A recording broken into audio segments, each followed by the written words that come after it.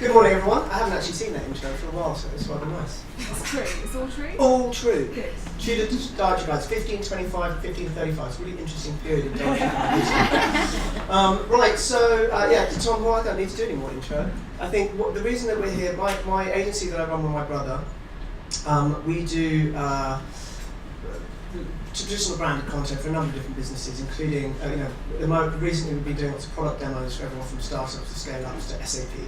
But one of the things we did recently, and why we're a member of BIMA, is we produced 3 or 4 award-winning virtual reality assessment and training experiences. And we got so excited about this that we decided to create and spin out our own business. So I'm really here talking about the new business which we're going to be spinning out this year. By the way, anyone who isn't a member of BIMA, join up. It's an absolutely brilliant organisation and has really, really helped us in both parts of our business. So thank you for all of that. So, the format of our talk this morning, there's loads, this is a really, really interesting space. I'm sure there's loads of sort of people from different walks of life in here. It's so rich, we've got loads to get through, it's really exciting.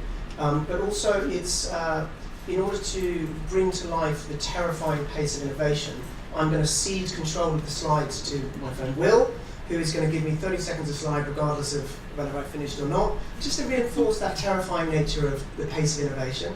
And also, we were going to automate this process, but I think, as we're going to get into later, quite a lot of the supposedly automated interventions have a person behind it still. So I think, symbolically, this feels right that it's a human being my AI today. Okay, so should we go for it? So, when we started researching this space, and again, I wouldn't claim to be a lifetime recruiter or talent specialist. We're relatively new to this, so this is our new insight. But we thought the graduate market space was something that was really, really interesting. A, because that's what looks at the change is happening, but B, today's graduate is obviously going to be tomorrow's candidate. What did we find? We found that it's hard for pretty much everyone at the moment. So there's 9% more graduate applications last year. There's more graduates in the marketplace. But really importantly, 52% of businesses who think of themselves as top employers had gaps in their graduate recruitment cohorts. Now that is expensive because you have to go back to your pools of people and fill up your cohort. It's also demoralising. If you think you're the top 1%, and you turn up on a graduate program and there's only 80 people out of 100 there, you think, maybe I'm not working for the best business. So I think symbolically it's important. It's harder still for some. So this is a really terrifying stat. 72% of people who self-describe as being a minority expect to face discrimination in the graduate recruitment process. This is a really interesting, horrifying piece of research that was conducted by a German university. They sent out exactly the same CV. Now, in Germany, CVs still have photos at the top. They sent out the text was identical. This had a traditional German name, this had a Turkish name, and this had a Turkish name with a headscarf. And that's the different numbers of callbacks that they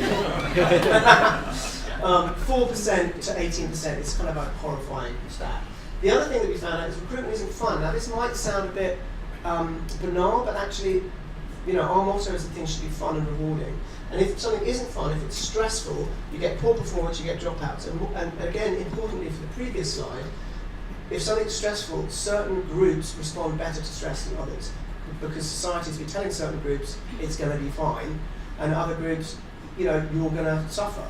So that's another bit of discrimination. The good thing is, we don't have to worry about this for long because the robots are going to be doing it soon for everyone, right? Well, they think that the movement of AI, the jobs they're going to take are going to start from jobs that need intelligence, through emotion, finally adaptability, which is going to be the thing they're going to be worst at. Quick question, does anyone know how to convince a robot that you're a human being? Say the word poop in a communication. Now, MIT's found that out, they've published it now, so I imagine all the AIs have got poop built in. This is another important slide. Every deck has a Brexit slide at the moment. But Brexit, regardless of your politics or the outcome, is having a really bad effect on the recruitment space.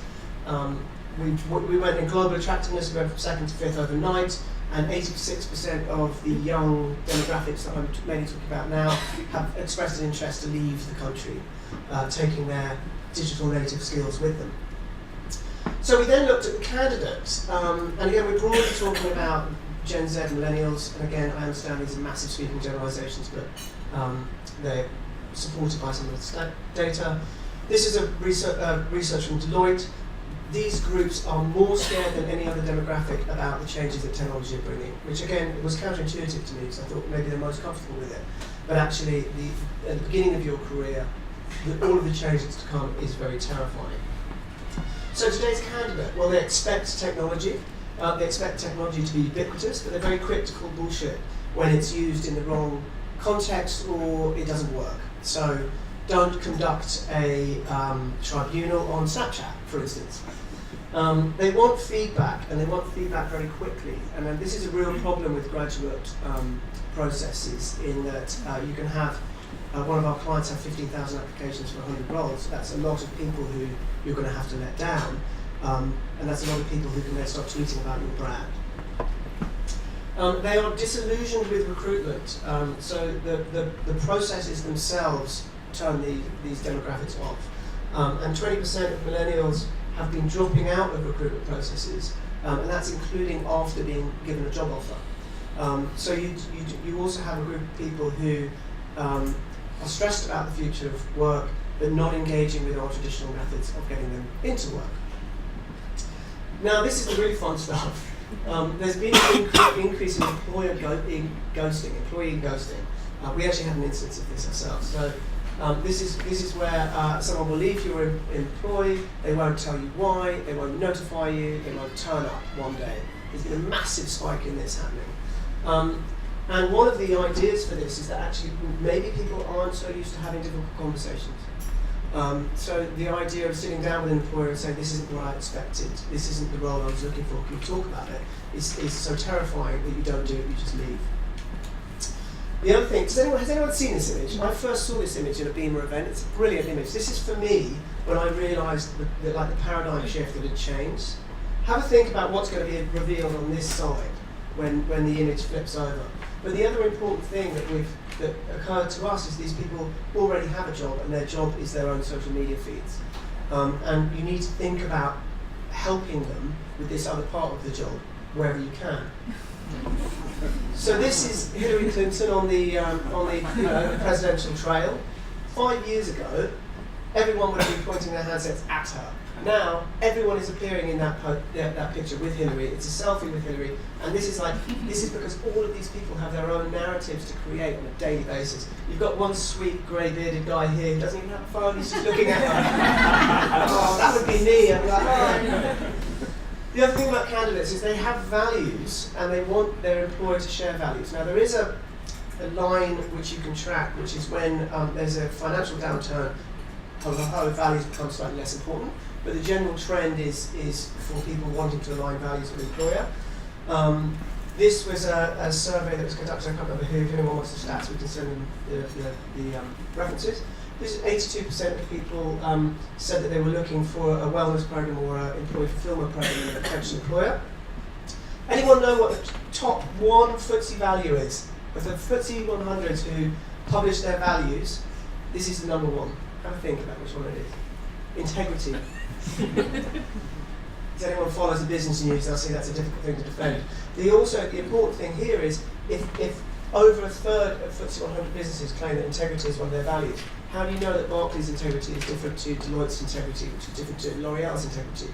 So, and how can you then claim to recruit on values if you've just got one word which is open to quite a lot of interpretation? Today's candidate, this is another really interesting thing that cost Virgin Media dearly. Today's candidate is, if you're a B2C business, it could well be a customer. They could self-select in as a fan of your brand already.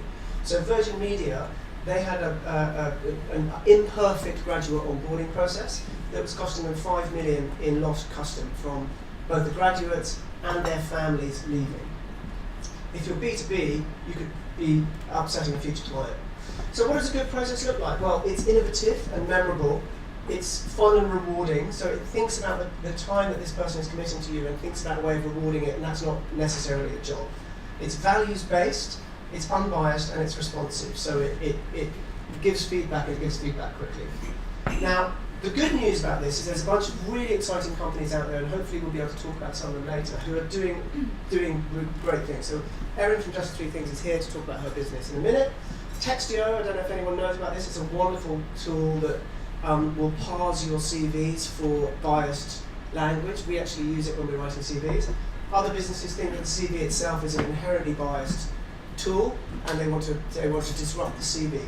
And this is our platform, which is the virtual reality assessment platform, which I'd love to talk to people about later. But I think that's our overview into the space, and hopefully we're going to have three people here who are going to give us insight to different specific areas of that world. Done.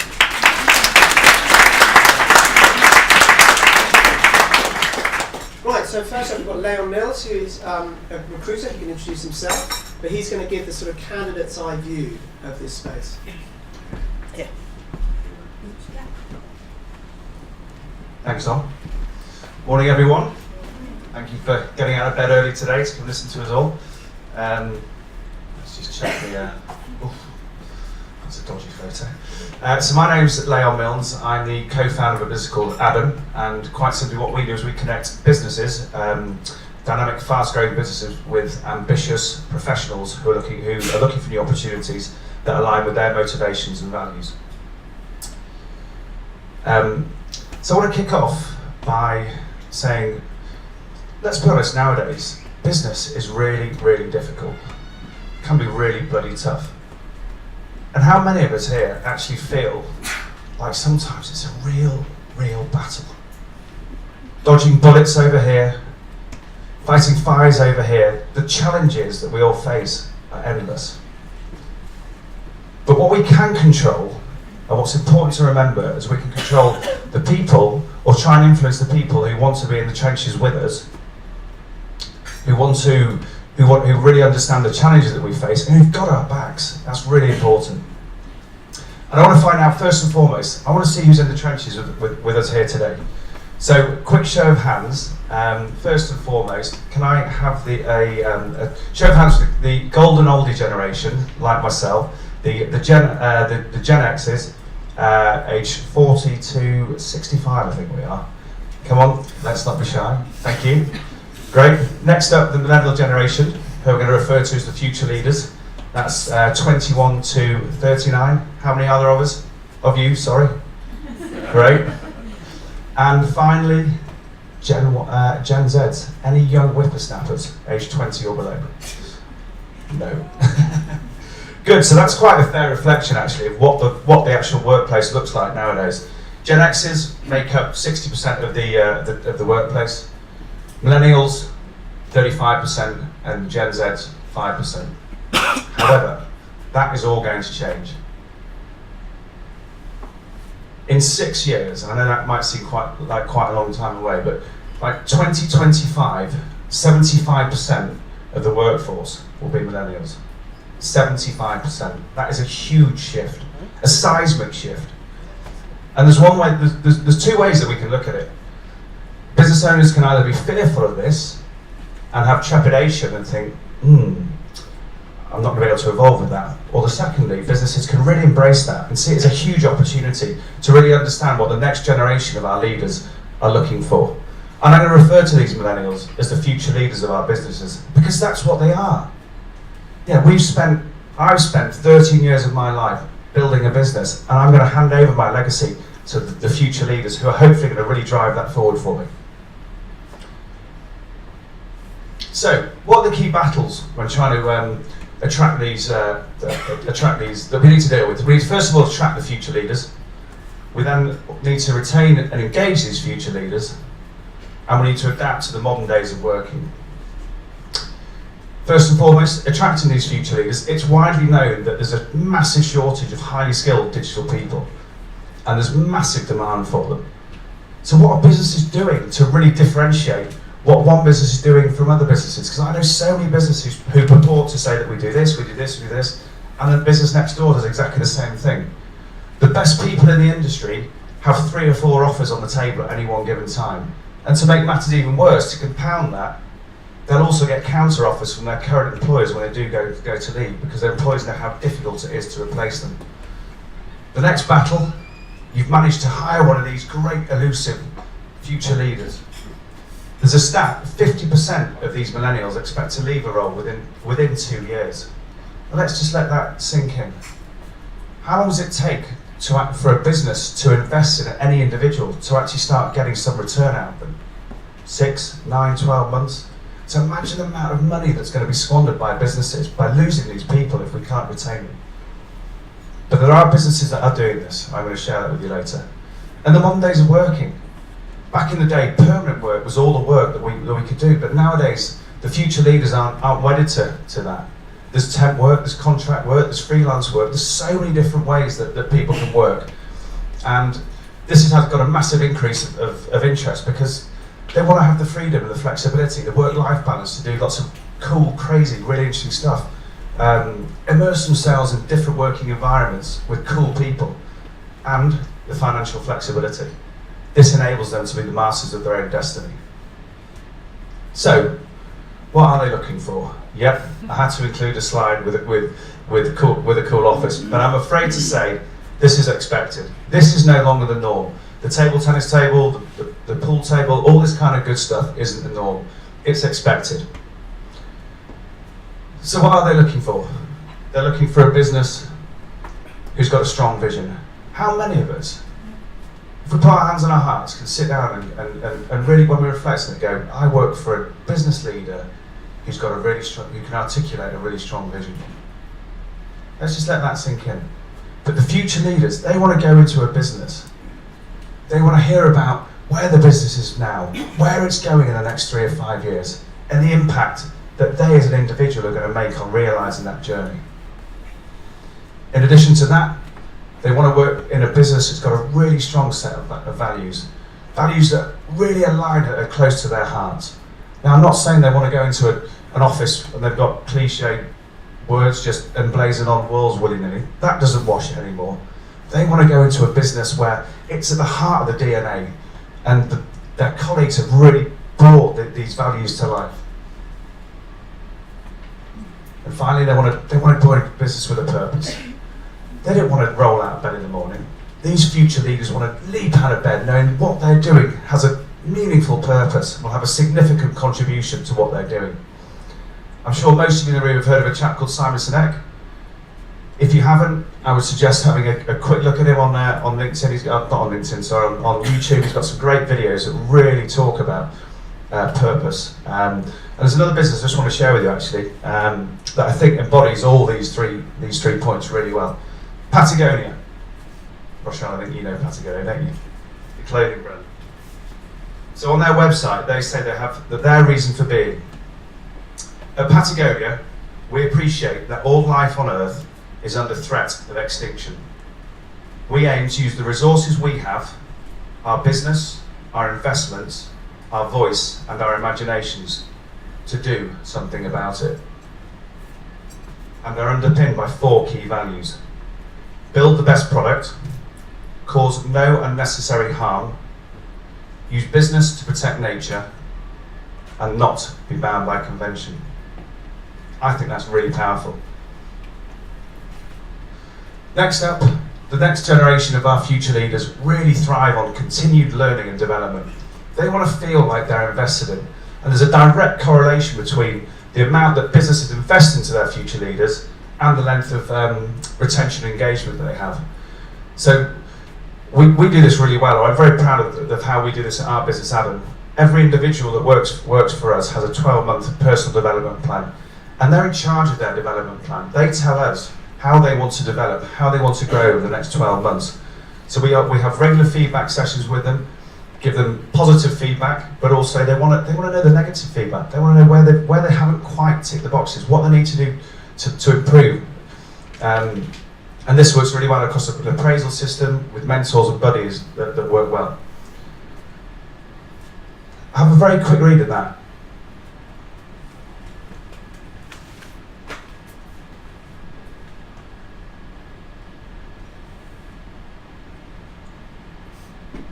Hopefully you can all read it.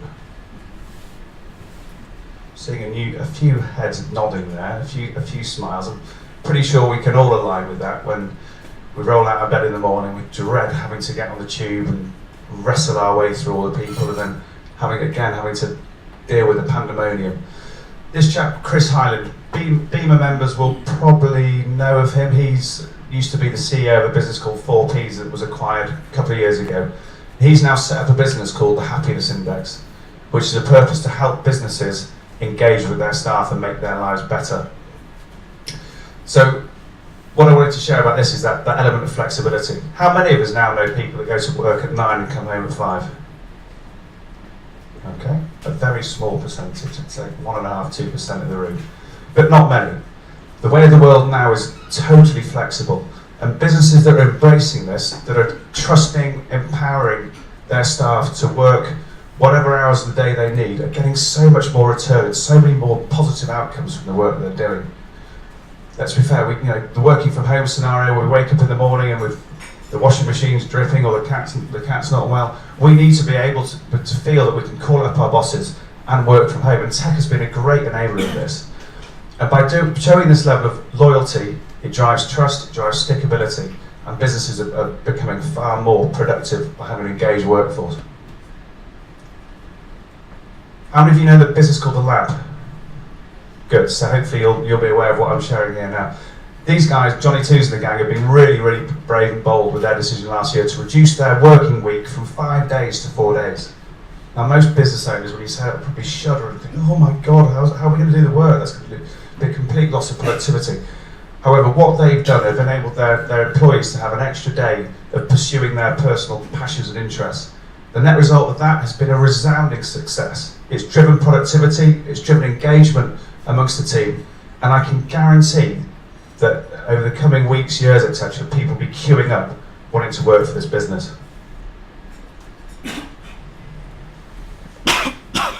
Oh, sorry. There we go.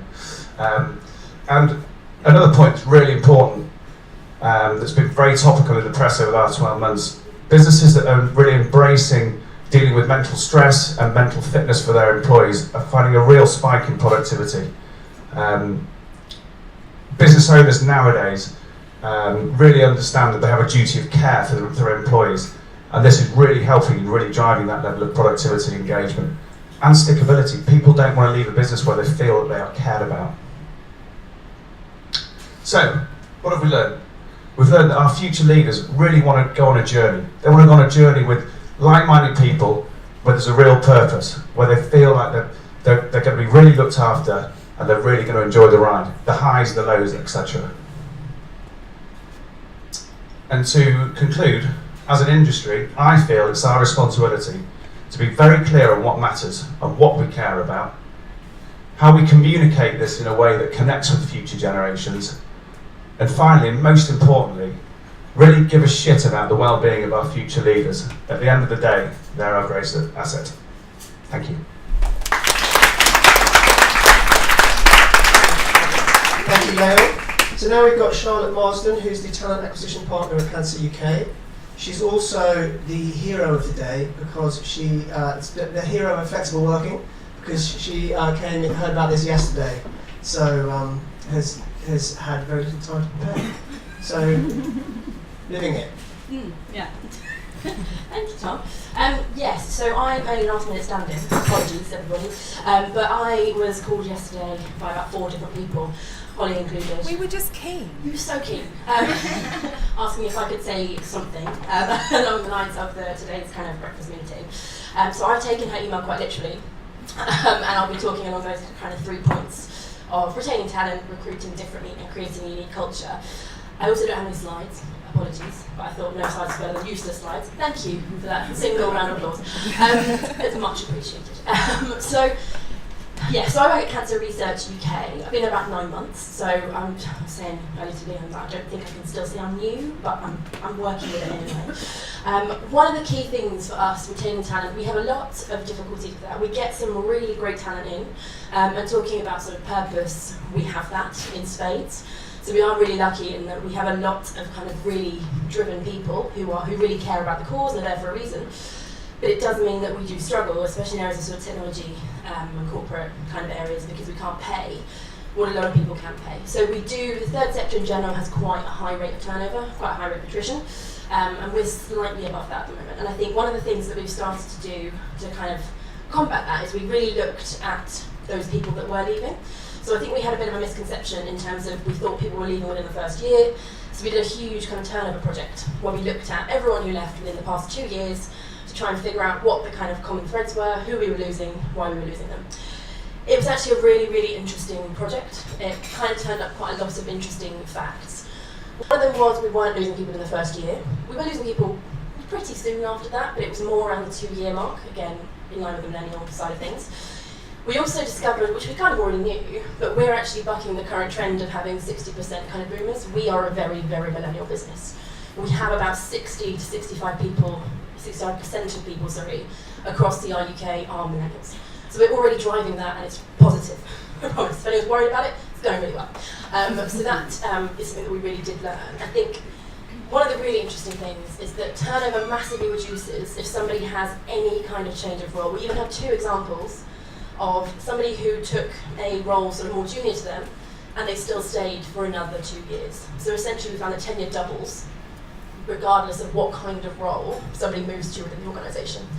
So once we'd kind of identified who it was that was leaving, we kind of created personas to look at what kind of people we were hiring, what kind of people we were losing, and who we wanted to keep. So we found out those who were kind of in the second jobber bucket we were losing quite quickly, but those who were in the giving something back persona were staying because they were the people that were there for the purpose, who were looking for roles that would really help kind of fight cancer. So the second point that we looked at with that was the internal movement side of things. So the key for us to retain talent is moving people around, and we have a lot of internal movement across the board. That doesn't necessarily sit within one director either. So it might be that we have people in technology who have moved into our policy and information team who are using their top technological skills in a slightly different way in another part of the charity. We've had people move from HR into other areas, into research. We've had people move from finance into HR. So there's been a lot of internal movement, and that has really, really helped keep people in the organisation. As part of that, we've really embedded talent reviews. So keeping the people that we want to keep, making sure that they're engaged, having really open conversations, and keeping those talent conversations open all year round rather than just once a year.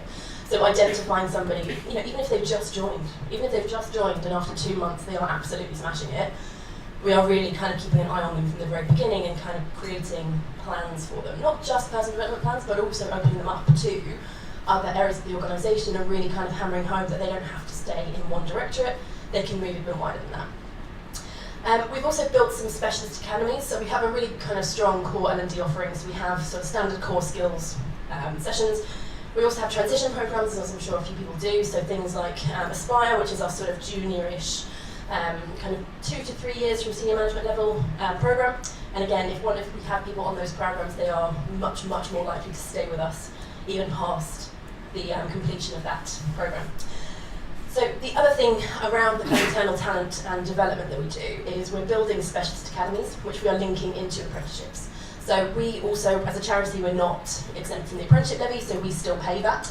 So we've been trying to search for different places across the organisation that we can use that levy, both bringing people in externally, but also using the levy for our existing staff. So we've kind of earmarked, at the moment we already have apprentices in retail, so across all of our 600 shops across the country, and we also have a couple in technology at the moment as well.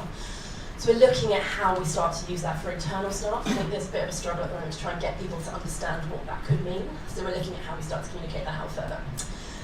In terms of recruiting differently, so we have the standard challenges that you would imagine we have in terms of being a charity.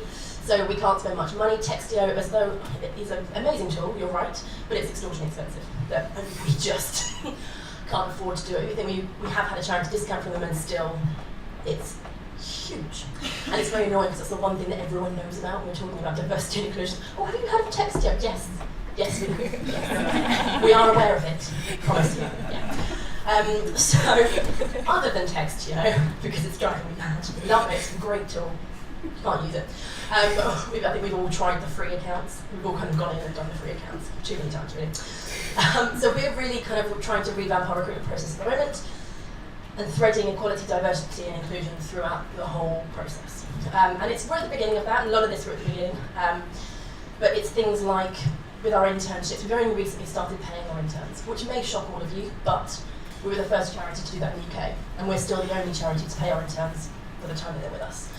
So as you can imagine, that has hugely changed the demographic of the interns that we have in. We're a very middle-class white female organisation. That is changing, but it will take time, and especially with trying to do a lot with social mobility as well to try and change that perception, as well as kind of bring in slightly different viewpoints. As part of the internship process, as well as paying them when they get in, we've also changed the way that we kind of assess them. So rather than having them all come in for an assessment centre, completely blind, not knowing what's going on, we now give them some homework to do. So we let them kind of prepare in their own time, in their own space, to kind of really be able to sort of give their best part of what they can do within that piece of the task. We've also started advertising in new ways, so looking at the language in our adverts, making them less corporate, more interesting and a bit more engaging. We've sort of started building candidate packs as well. We've started using a couple of sort of really techie platforms like Hired and HackerRank as well to start assessing our developers that we're bringing in. And then we've also internally started doing some vlogs, so getting the hiring managers to talk through their role, basically, giving a face to the name of the manager and actually getting them to engage a bit more with the actual role that they're hiring. Recruitment training. We're trying to roll out some recruitment training across the organisation. I think when I started, there was a bit of a misconception that everyone could do recruitment. You know, easy. Did know it for years. Really simple. No. So we've realised that we need to start rolling out some recruitment training. But we're also taking the opportunity to embed, again, some EDI stuff across it. So we're talking about unconscious bias, how they can mitigate it. Everyone has it, it's fine, calm down. I think there's a lot of kind of, people sometimes take offence when you insinuate they have unconscious bias. You all have it, you just don't realise it's unconscious. So we're trying to build that across each area of the process. So when you're shortlisting, this is how you can mitigate your unconscious bias. When you're interviewing, this is how you can mitigate that unconscious bias. So trying to really help them think about it when they're in the midst of that. LinkedIn and social, I'm sure you guys are completely across everything to do with that. Our LinkedIn page is not in the best of shape, so I have decided to take that on myself because in my old role I sort of did that as well. So trying to take that on and make it a little bit more interesting and engaging. And I think for us, again, just really small things in terms of recruiting differently. Charities are particularly traditional on occasion, especially with the research and innovation side of things, policy, quite traditional sides of charity. So for us, really small things like saying, don't ask for a cover letter, they won't bother applying. Has been quite momentous for us because, you know, in really traditional areas, they've gone, oh no, I absolutely need a cover letter. Absolutely, but why would you not?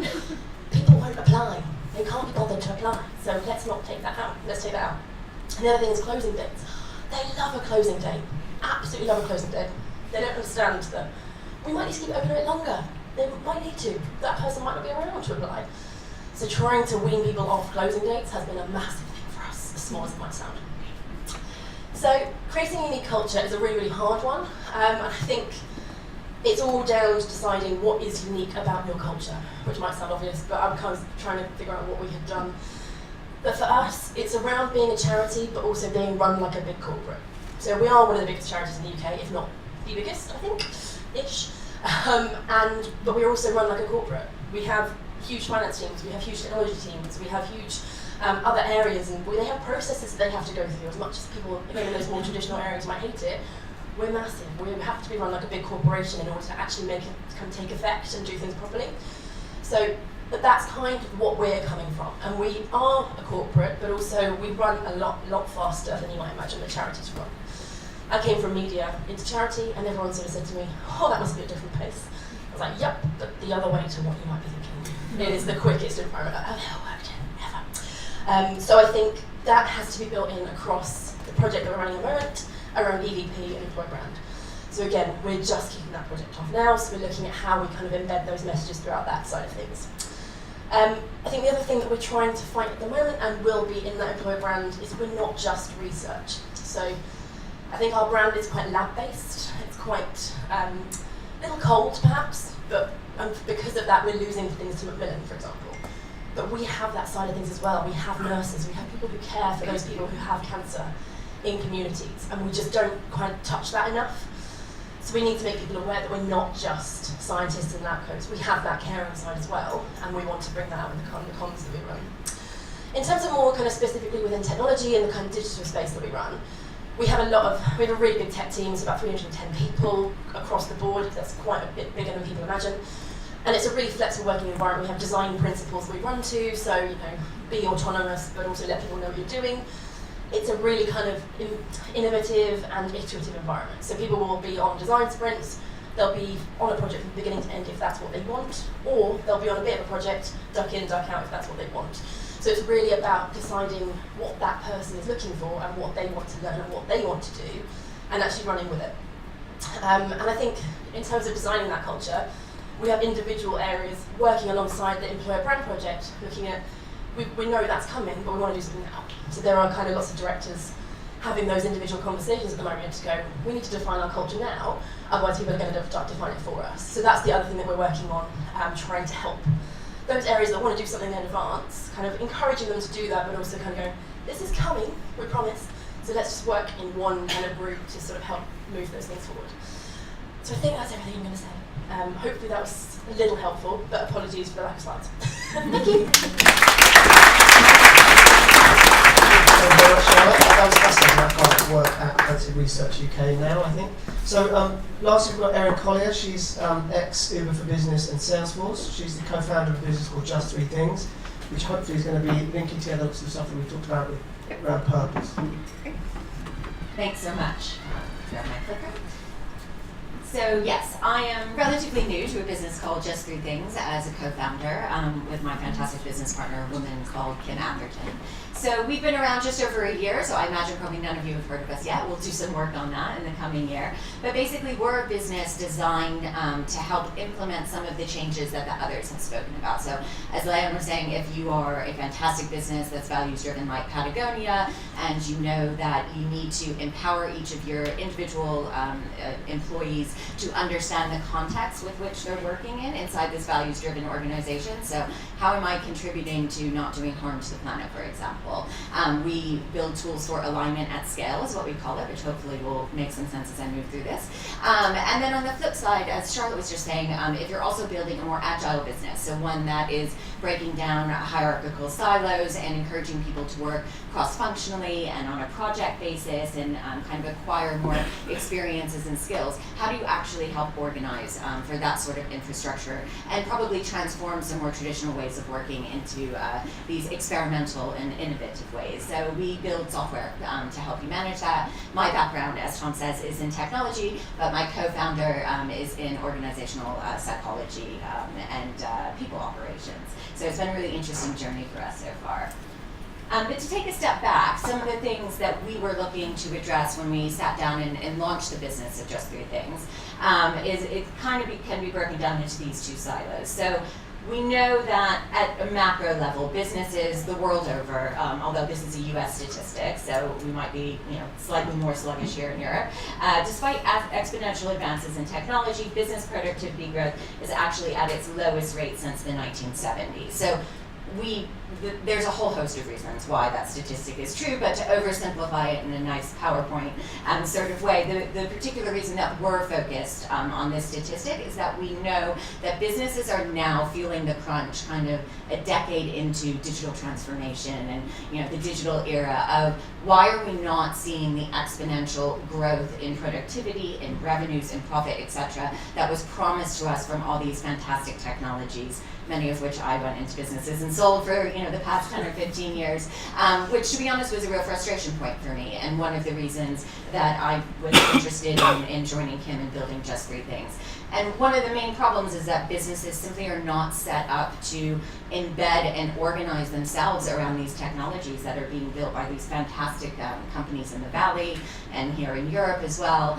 They don't know how to take something like an AI platform necessarily when what they're focused on is, well, how do we actually arrange our budget cycles around that? Who's actually going to take, I don't know, a Snapchat campaign and do a cross-border implementation of that with a new product, etc. When we're organized in the same way we've been organized for 100 years, which is to work in this kind of waterfall fashion as a business.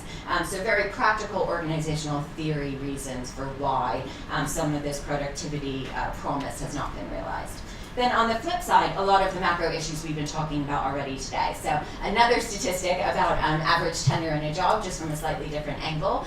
We know that now this has dropped to 4.5 years. That's across the board. That's a Deloitte statistic from 2017. So that means not necessarily just new recruits, which some of the other panelists have been talking about, but overall we are different generations. So I'm not a millennial, I'm still part of the older generation, and even I am light years away from what my parents' generation was. So I've had multiple career paths, probably 5 large companies, and that is normal, as I'm sure it is for many of you amongst my peer set. So how do we build a company that helps us as business leaders retain talent within this new kind of hyperactive world of transition? So organizational health is kind of the academic term for the confluence of factors that contributes to your business being a positive place to retain and develop talent. So it's used by McKinsey and Accenture and a lot of the management consultancies. And what's interesting about it is that when you talk about talent retention, a lot of times the focus, even still, and I know this from building my own teams, tends to be on, okay, well, how do we make sure that we're paying a competitive rate, we've got the right benefits package, we've got the right wellness package, etc. But what has actually been proven for probably 4 or 5 years of research is that it is a correlation to individual employees understanding clear direction from leadership, so i.e. how their work corresponds to pushing the business forward, contributes to making the business the innovative, aspirational, wonderful place that it is, whether you're L'Oreal or Patagonia or any of these fantastic large companies. And then on the flip side of that, which should say number 2, so apologies, obviously, maybe they're tied for number 1 importance, a sense of ownership. So not only do I understand as an individual employee how my work contributes to pushing our business forward, whether we're 100 employees or 100,000, but also do I feel empowered to take decisions, even if I'm an individual contributor, that I know I have conviction that will help move that business forward. Now those are really difficult things to operationalize, right? So it's not surprising that this hasn't exactly been tackled by a host of apps and platforms moving into the HR space. So when we talk about the organization of the future and what that might look like, we know what the employees need to feel in a certain respect. So they want to feel they understand their contribution, they want to feel empowered to make meaningful decisions, to make that contribution greater, and they want to have a more curated experience of skills. So when you talk about working cross-functionally, what we find is that people no longer want to go on a straight ladder track, as we know, and say I'm starting out as an individual sales rep or a marketing manager, and eventually I want to become CMO or CRO or VP of sales. What they want to do is explore and understand how their skills can best be used in a variety of contexts. So how do you organize a company for that when we know that the old paradigm was that if you organize by specialty and you create essentially functional silos in the way the traditional corporation was built, you optimize for productivity for a very different context, but in a way that has, for the most part, been successful for about 75 or 100 years. So there's the old paradigm of the actual production line, so something like an automobile factory, but I think a more relevant context would just be to think about the FTSE 100 or the Fortune 100, which are predominantly still organized by function. We get specialists, we train them for 15 years to do 1 or 2 things really, really well, and then we organize in a matrix and we go across different markets and we bring new products and services to the marketplace. Well, we all know that's being disrupted, and again, for around 5 or 7 years, it's been proven that businesses who are doing the best job of responding to disruption, whether it's in the finance sector or the consumer goods sector, they're doing it and they're becoming more high-performing, i.e. more profitable, by organizing their employees physically. So organizing them into more cross-functional teams, networks of teams, and less by functional departments. But again, that's a massive undertaking. If you're talking about a FTSE or Fortune 100 business, that is a multi-year, multi-million pound investment with a lot of people with various opinions behind it. So Actually, very apropos, as I believe the World Economic Forum at Davos is still in flux at the moment. But this is a quote that you might have seen from Klaus Schwab, the founder and executive chairman, which I'm sure everyone can relate to from their own personal experience, which is, it used to be that the biggest moat to competitive threats that we could build as any size business was to be the most dominant within our field. So do we have the largest market share? Are we the best at creating whatever it might be, a new piece of software, a new razor blade, etc. But now we know that there, across all of those sectors, there are new direct-to-consumer, digital upstarts, startups, whatever you might want to call it, who are disrupting virtually every single one of those large fish, the whales, that used to dominate all of the stock market indices for so many years. So what do? We know that transition is really, really difficult, and again, this is where we really start to focus in my business on how we might apply software to make some of these transitional points less painful for these organizations, and we work with a huge range, everyone from startups and scale-ups to some of those larger corporates that I referenced. So if we know that these are the new paradigms, and you can read all sorts of research articles and Harvard Business Review studies, etc., about creating fluid cross-functional teams, about the desire for employees to acquire skills and experiences as opposed to tenure, and even necessarily larger paychecks and different employee kind of levels of seniority as they move through the business, that teams want to be aligned very distinctly and firmly behind a company's mission and understand how they're contributing to that, and that line managers in this new world are not necessarily the ones who are setting goals for their employees. So the old kind of performance review model of, oh, my manager says we need to do 100 million pounds of revenue, and I'm going to take 2 million of that, and that's how I understand my value in the company. That doesn't work when you're organized into networks of teams, these kind of smaller pods of productivity.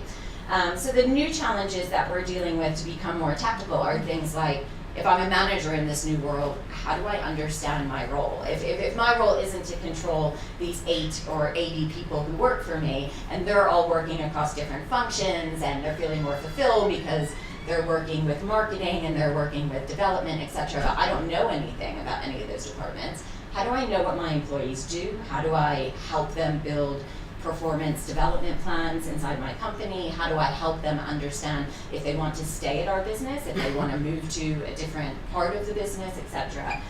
So, how exactly do I start to go about even weekly one-on-ones with employees in that new world? And then there's other things. If I want to help my employees gain a new skill set inside our business, if I've only ever worked in sales or marketing, because I came up through the old school of organizational productivity, how do I even begin to identify where I should place that employee so that they feel more fulfilled? If they want to do a 3-month stint working in our Mexican market, I don't know anyone who works in Mexico maybe. How do I connect them with the right people who can help them build their career in this new way and help them feel more fulfilled and energized by their workplace? So those are the sorts of questions that we think about when we build products and technology. And if you take a look at this is a model from Accenture about where we are today, which is a lot of the themes I already mentioned around organizing into silos, which was previously thought to help us optimize for maximum profits, etc., and where we need to get to. The title of this is Transformed HR, but I really think most of it applies across the organization, because we're not just talking about HR leaders being the people who are in charge of recruitment. In the most progressive organizations, HR is the department that's actually driving forward a lot of these changes that cut across every single function. And the 2 that I've highlighted with the blue boxes are the ones that, practically speaking, we at Just 3 Things are looking to help businesses transform for. So this notion of failing fast, everyone's favorite paradigm from Facebook, and iterative development, which I like a lot more, just the notion that whether you're working with agile methodology or just starting to experiment with cross-functional teams, that we want to get closer to the customer and we want to iterate the way in which we develop products and services. That is a completely different way to thinking about organizing teams, building out performance reviews, setting goals, the rate at which those goals are changed, not quarter over quarter, but probably week by week or fortnight by fortnight. So how do you actually physically organize people around those new requirements? And then when you have project-oriented working groups that emphasize collaboration and skill sharing, etc., that's a real cultural shift away from, I'm an employee, I have a manager, my manager knows me best, and therefore they fill out my performance review, for example, or determine whether or not I'm up for a promotion. This is more of what has been promised for a long time as a 360, which some of you might go through, a 360 evaluation of your skills and your potential from a variety of peers, and not necessarily from that hierarchical reporting line of your manager and so on.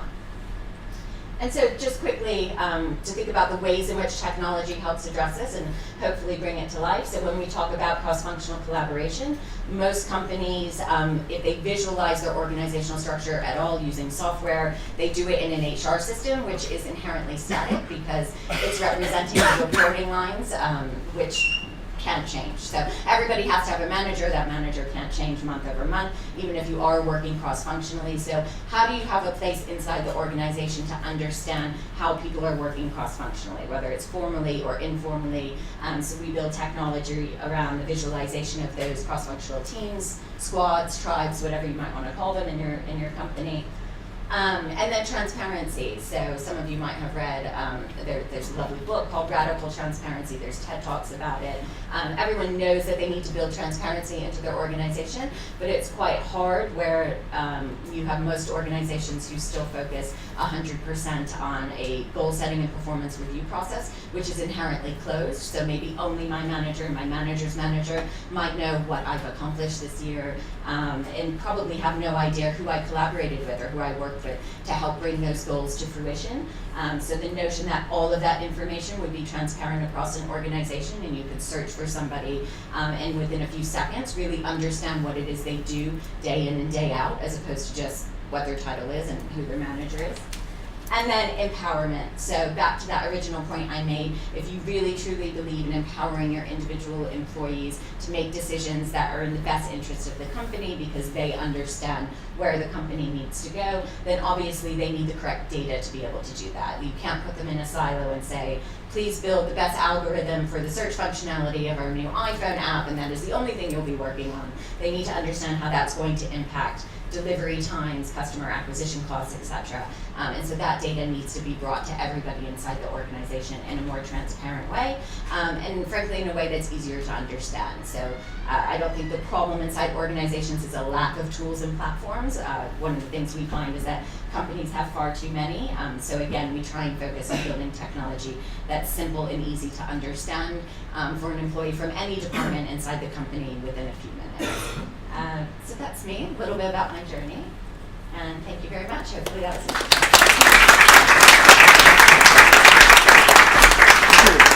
Thank you very much. So we're going to have a very quick panel. What I wanted to do with this is really focus on, you guys want to come back out? I really wanted to focus on any particular initiatives, forms of technology, innovations that the guys have heard about that would be of practical use. I'm going to start